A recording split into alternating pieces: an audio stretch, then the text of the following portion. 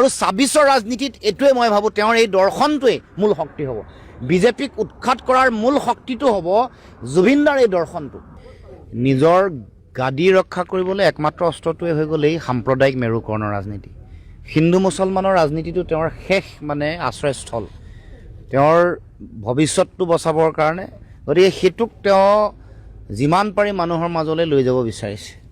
বিভিন্ন সময়ত যিকোনো বিষয় হ'লে তাত হিন্দু মুছলমানৰ ৰাজনীতি কৰে, কিন্তু তেওঁৰ লগত যিহেতু তেওঁ যিবোৰ প্ৰতিশ্ৰুতি দিছিলে আগতে, যিমান প্ৰতিশ্ৰুতি, দেশৰ 5খন শ্ৰেষ্ঠ ৰাজ্যৰ ভিতৰত অসম হ'ব বুলি কৈছিলে, অসম চুক্তি ৰূপায়ণ কৰিম বুলি কৈছিলে, অসম চুক্তিৰ 6 নম্বৰ দফা কাৰ্যকৰী কৰিম বুলি কৈছিলে, মূল্যবৃদ্ধি ৰোধ কৰাৰ কথা কৈছিলে, যিবোৰ আগতে বিভিন্ন কৰ কাটলৰ বোজা মানুহৰ ওপৰত পৰিছিলে সেইবোৰৰ পৰা ৰেহাই দিয়াৰ কথা আছিলে, চাকৰি দিয়াৰ কথা আছিলে, যিমান প্ৰতিশ্ৰুতি, খেতি পথাৰত ৯৮% তেওঁলোকে জলসিঞ্চনৰ ব্যৱস্থা কৰিম বুলি কৈছিলে, এই যিবোৰ প্ৰতিশ্ৰুতি দিছিলে, যিমান উন্নয়নৰ যিমান ছবি আছিলে, জাতীয় যিমানবোৰ প্ৰশ্ন আছিলে, বিষয় ক'তো উত্তৰ দিব পৰা নাই, সমস্যা সমাধান কৰিব পৰা নাই। সেইকাৰণে শেষ আশ্ৰয়স্থল হ'ল তেওঁলোকৰ সাম্প্ৰদায়িক ৰাজনীতি।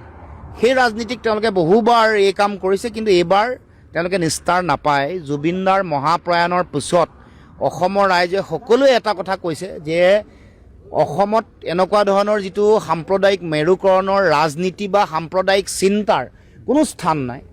তেওঁৰ সেই যিটো দৰ্শন যে কোনো জাতি বা কোনো ধৰ্মবিহীন মানৱীয় প্ৰমূল্যৰ এখন সমাজ, এই সমাজখনৰ কাৰণে অসমৰ ৰাইজে আগন্তুক দিনসমূহত সকলোৱে কাম কৰিব।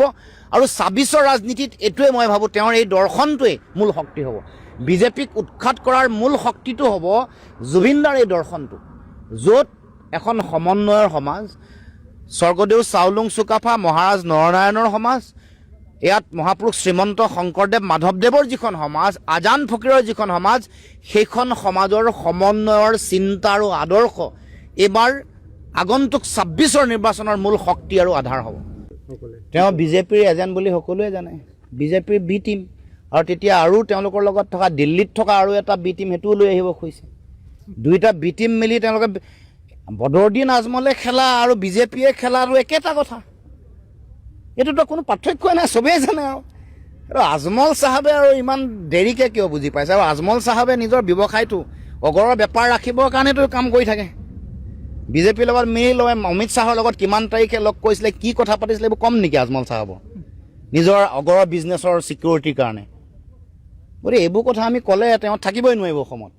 গতিকে আমি ক'ব খোজোঁ যে এইবোৰ যোৱা ২৪ চনৰ নিৰ্বাচনৰ আগত এইবোৰ কথা চব ৰাইজে গম পাই গৈছে। আজমল চাহাব হিমন্ত বিশ্ব শৰ্মাৰ একেবাৰে পুষ্য পুত্ৰ।